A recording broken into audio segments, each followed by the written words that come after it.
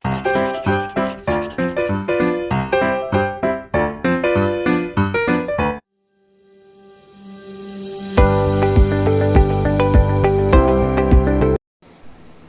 materi PKWU kali ini kita akan membahas mengenai bahan kemas olahan makanan internasional.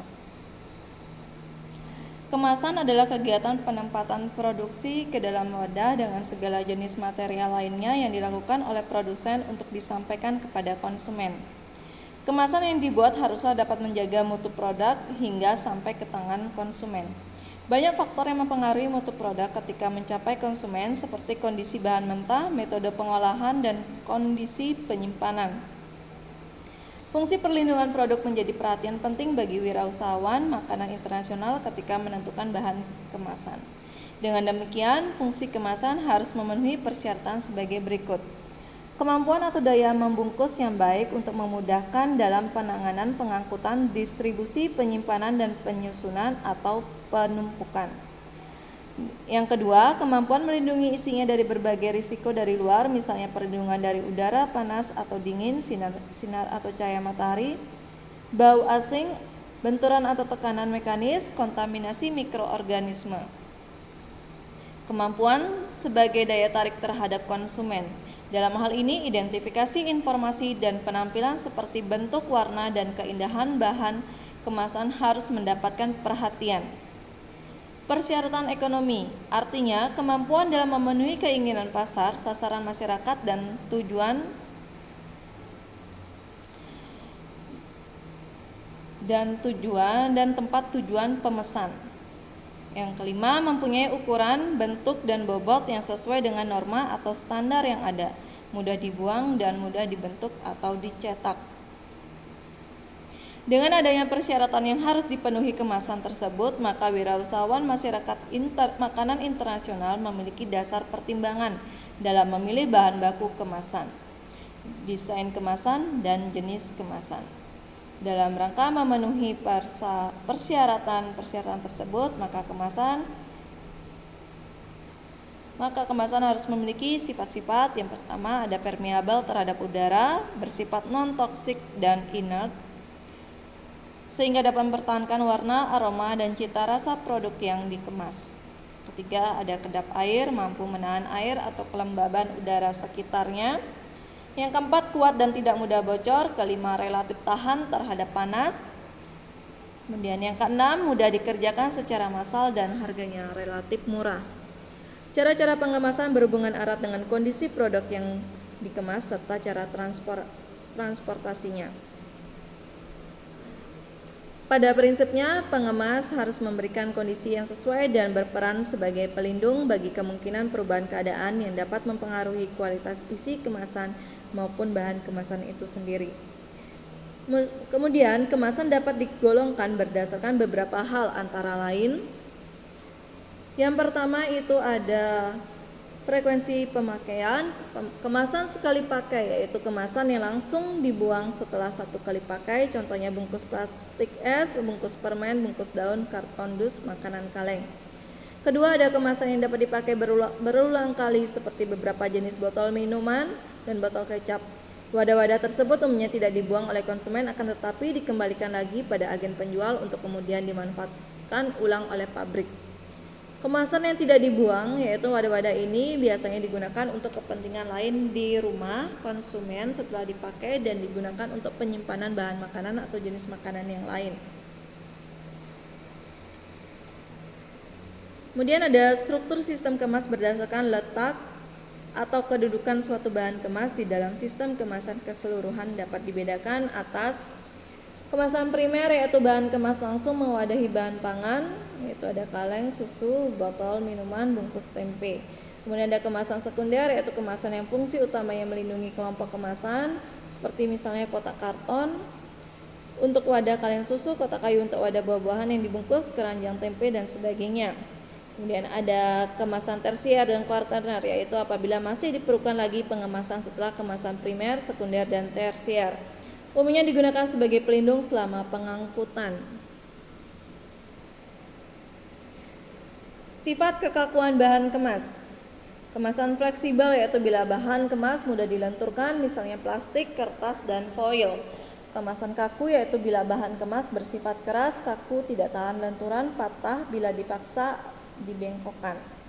Misalnya kayu, gelas, dan logam. Kemudian kemasan semi kaku atau semi fleksibel yaitu bahan kemas yang memiliki sifat-sifat antara kemasan fleksibel dan kemasan kaku. Seperti botol plastik, susu, kecap, dan saus, dan wadah bahan yang berbentuk pasta. Sifat perlindungan terhadap lingkungan yaitu kemasan hermetis yaitu wadah yang secara sempurna tidak dapat dilalui oleh gas, misalnya kaleng dan botol gelas. Kemudian kemasan tahan cahaya yaitu wadah yang tidak bersifat transparan, misalnya kemasan logam, kertas, dan foil. Kemasan ini cocok untuk bahan pangan yang mengandung lemak dan vitamin yang tinggi serta makanan yang difermentasi. Kemasan tahan suhu tinggi jenis ini digunakan untuk bahan pangan yang memerlukan proses pemanasan, sterilisasi, atau pasteurisasi. Tingkat kesiapan pakai. Wadah siap pakai yaitu bahan kemas yang siap untuk diisi dengan bentuk yang telah sempurna sejak keluar dari pabrik. Contohnya adalah wadah botol, wadah kaleng, dan sebagainya. Wadah siap dirakit atau disebut juga wadah lipatan yaitu kemasan yang masih memerlukan tahap perakitan sebelum pengisian. Misalnya, kaleng dalam bentuk lempengan dan silinder fleksibel, wadah yang terbuat dari kertas foil atau plastik. Kemasan fleksibel. Kemudian ada teknik pengemasan makanan internasional. Pengemasan merupakan sistem yang terkoordinasi untuk menyiapkan barang menjadi siap untuk ditransportasikan, didistribusikan, disimpan, dijual, dan dipakai.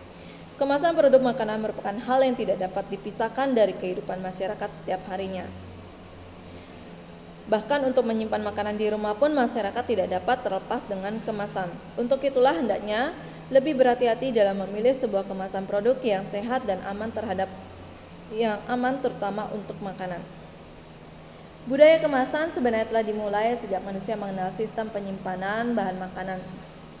Sistem penyimpanan bahan makanan secara tradisional diawali dengan memasukkan bahan makanan ke dalam suatu wadah yang ditemuinya. Temuan kemasan baru dan berbagai inovasi selalu dilakukan oleh para produsen kemasan. Dari segi promosi wadah atau pembungkus berfungsi sebagai perangsang atau daya tarik pembeli. Karena itu, bentuk, warna, dan dekorasi dari kemasan perlu diperhatikan dalam perencanaannya. Masyarakat tidak hanya memilih bahan baku yang digunakan untuk membuat menu makanan, namun kemasan produk sehat dan aman jadi pilihan konsumen. Agar kemasan produk khususnya makanan dapat berfungsi dengan baik, maka bahan membuat kemasan produk makanan seharusnya memenuhi kriteria sebagai berikut. Pertama, tidak beracun, kedap udara, kedap air, mudah dibuka dan ditutup, anti mikroba, mudah dibuang, mencegah kebocoran produk, tidak merusak lingkungan, cocok dengan produk yang dikemas, dan memenuhi kebutuhan ukuran, berat, dan juga bentuk.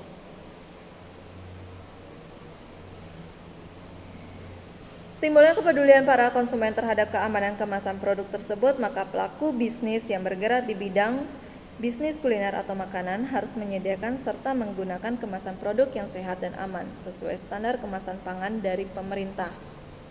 Pelaku bisnis juga harus mengutamakan kesehatan. Jadi dalam menjalankan sebuah bisnis kuliner, pelaku bisnis tidak hanya mementingkan keuntungan dan kualitas produk semata, akan tetapi sisi kesehatan juga perlu diperhatikan.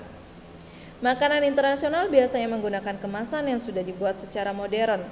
Fungsi kemasan pun lebih ditekankan pada kenyamanan dan kemudahan untuk dibawa. Bahan yang digunakan biasanya ramah lingkungan namun dapat tahan dalam jangka waktu yang lama.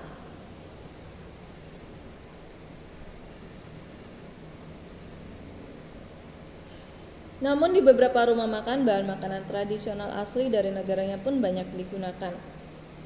Bahkan kemasan ini memiliki arti tersendiri sesuai dengan event pembuatannya. Bisa kalian amati, ini beberapa contoh dari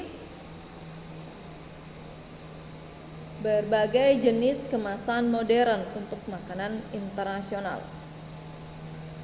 Demikian untuk pembahasan kali ini. Semoga kalian mengerti dan tetap semangat belajar di rumah. Terima kasih.